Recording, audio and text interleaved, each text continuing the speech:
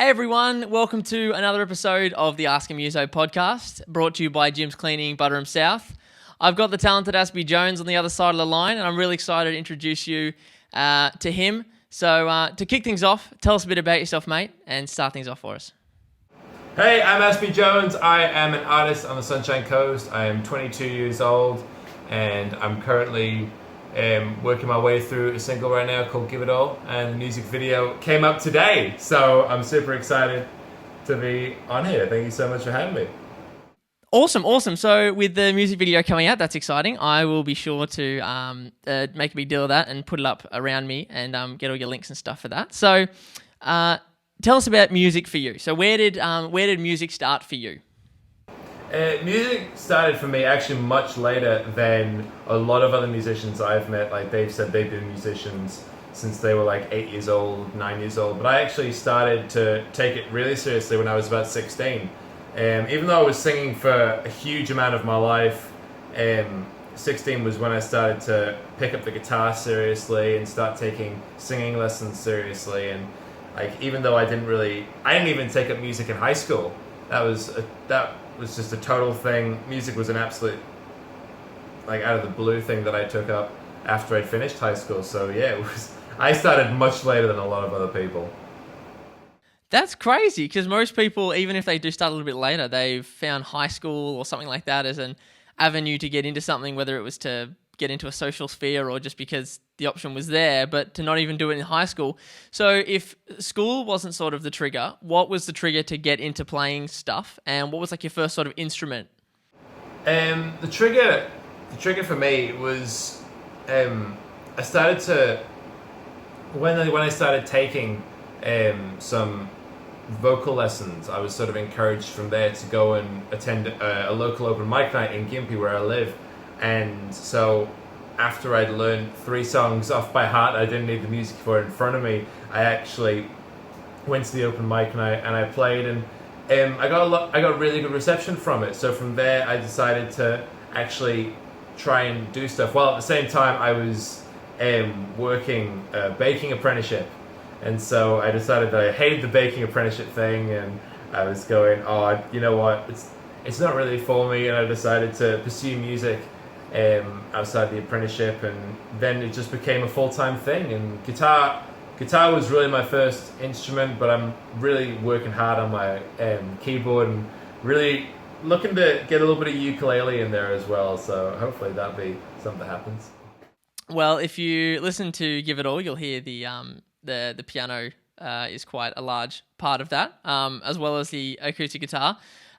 So what are sort of your influences with your own style of music, and how would you sort of categorize the genre of music that you write? My influences come from pretty much all over the place. It's really when I write a song, most times, and I'm not a crazy fan of this because it leads to enormous inconsistencies with the genre of songs that I tend to write, but it's normally, I'm very influenced by what I'm listening to at the time. So if I'm listening to very modern stuff, I'll often go for very simple and ordinary structure that people are used to, and like really heavy beats and bass and stuff like that. But then if I'm listening to old rock and old type of funk and soul, then it often tends to be a little bit more complicated in its chord structure, and it's just a big mess. But normally I like to keep it down to the basics that I've been enjoying lately, and that's David Bowie, Bruno Mars, and a bit of James Brown in there. I find that you can never have too much James Brown. He's really been keeping me going during this time. Yeah, well, you're right. You can never discount a little bit of James Brown in there. That's always a healthy influence, as well as the others, of course. So what sort of music do you listen to then, other than those guys? Like, is it a bit of a range, or is it just whatever the flavor of the month is? It's a massive range. It can be. It's normally stuff. I like to. My drummer is a big influence in what I listen to, because I normally listen to a lot of older stuff by myself. When people aren't showing me things, that's normally what I resort to first. So when I'm being influenced in more modern music, it's normally my drummer's influence. So he's showing me stuff like Half Alive and 21 Pilots, Sticky Fingers, all those types of guys, all those more recent ones. And normally one or two songs will stick with me, and then that's just the influence right there. So he's kind of like my Spotify. He's the recommended playlist that you see up on the main menu. So you get Spotify Premium, then there's Spotify Premium Plus, and he comes with it. That's right. You wouldn't expect it from a drummer, but whoa, that's scathing. I take that to heart. No, that's all good. All meant in jest. I'll just call it a vendetta against you on social media or something very mature. So when it comes to your songwriting and things like that, you said you got your drummer that you work with. How do you create music? Is it something you do within your own four walls, or do you outsource things and go to studio space with a few different people, or what's sort of your creative process?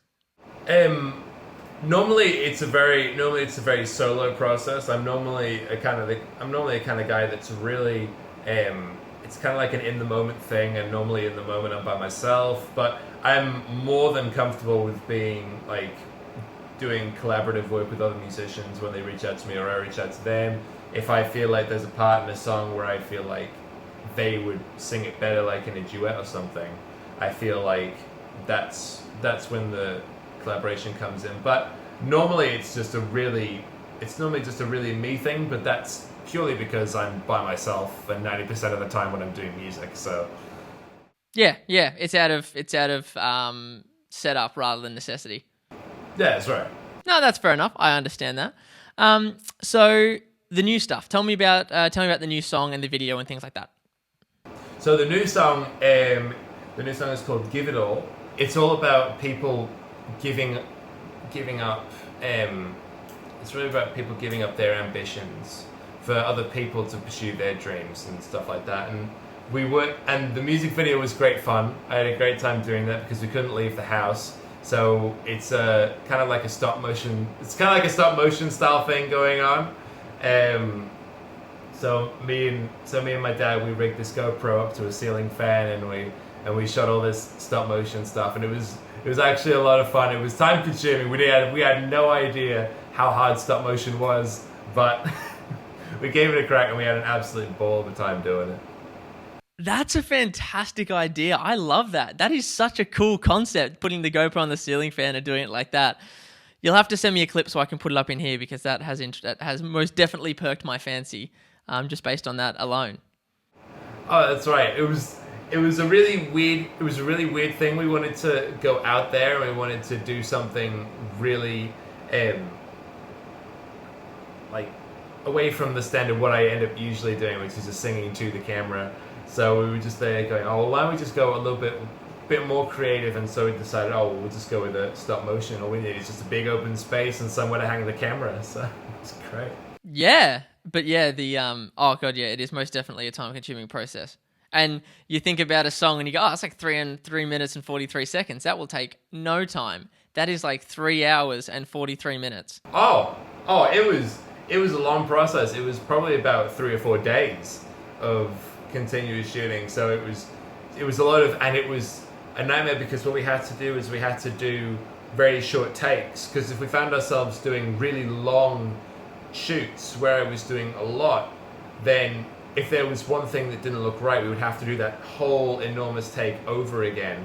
So it was always just a little thing. It was always just like little takes, like maybe, I don't know, 10, 15 seconds, just to make sure that we wouldn't have to go back and do like a full 30 second, like 30, 40 minute second thing, which would often take us hours to shoot. Of course, yeah. Yeah, the bigger the climb, the harsher the fall if you were to make any sort of error at all. Oh, absolutely. It was it was stressful at times, but I tell you what, the product, we are so proud of it, how it came out. Well, that's awesome. I'm really excited to give it a watch and to share things around. So there is somewhere it's gonna be visible. It's gonna be visible on the Homemade Jam live thing, that which is actually how we connected. Yeah. Through the Homemade Jam thing.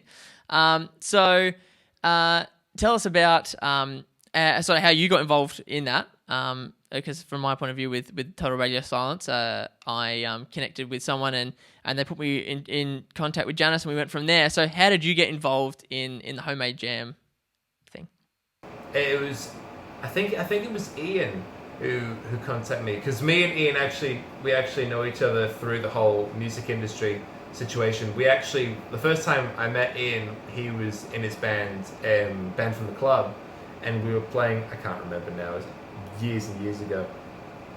I wasn't even Aspy Jones at that point. I was in a band called Flintlock, and so we were sort of kind of like more of a like rock, kind of like classic rock kind of deal going on there. So that was how we met, and yeah, he just sent me a message saying, would I like to be on Homemade Jam? And I said absolutely. It was just like I wasn't doing anything better at the time, so.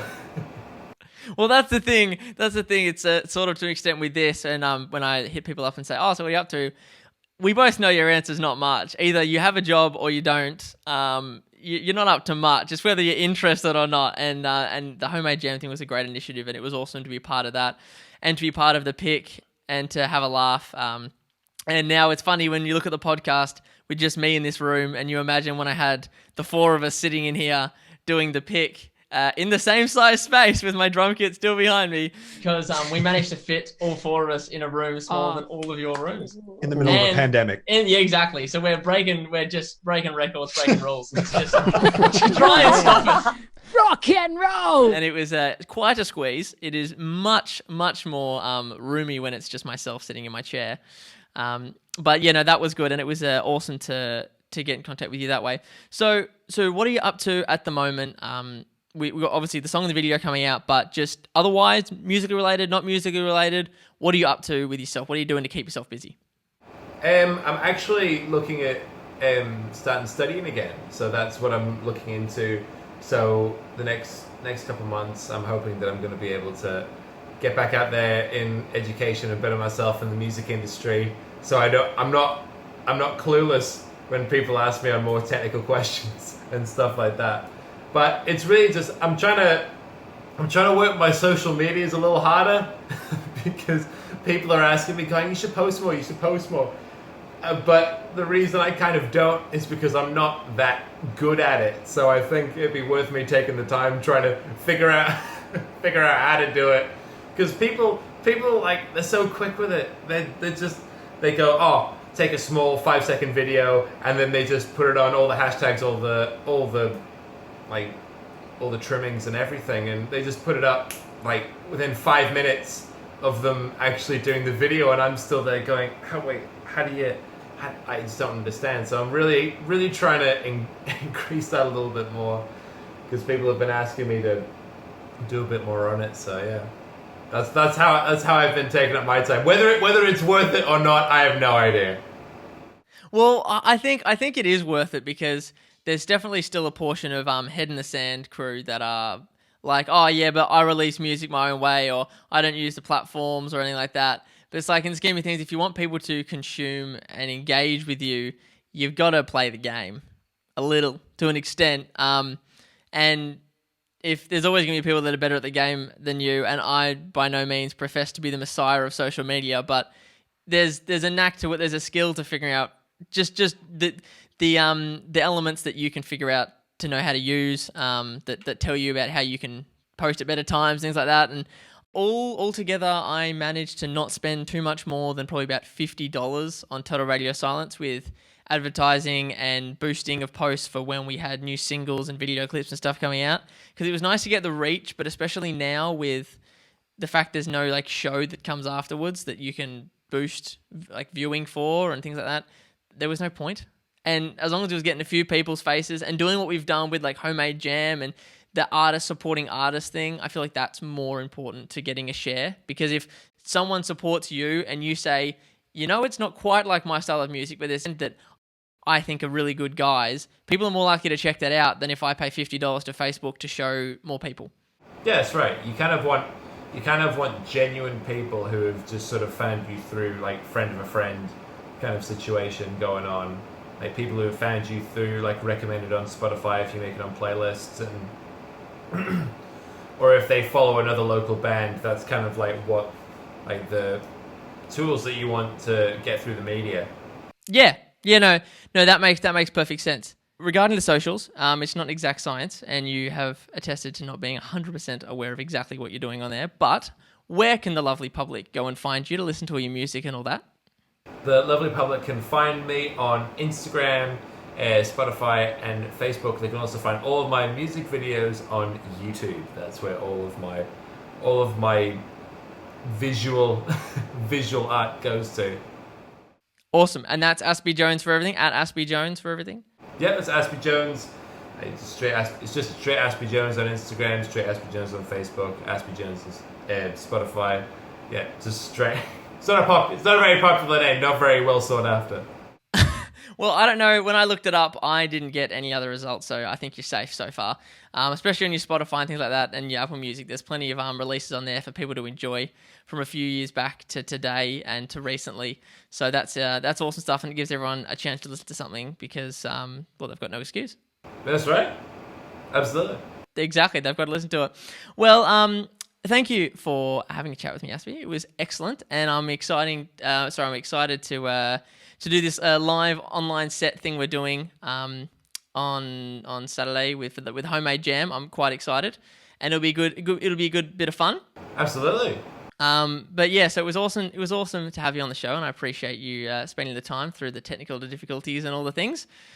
Hey, there were difficulties on my end as well. Don't feel bad. There were definitely difficulties on my end too.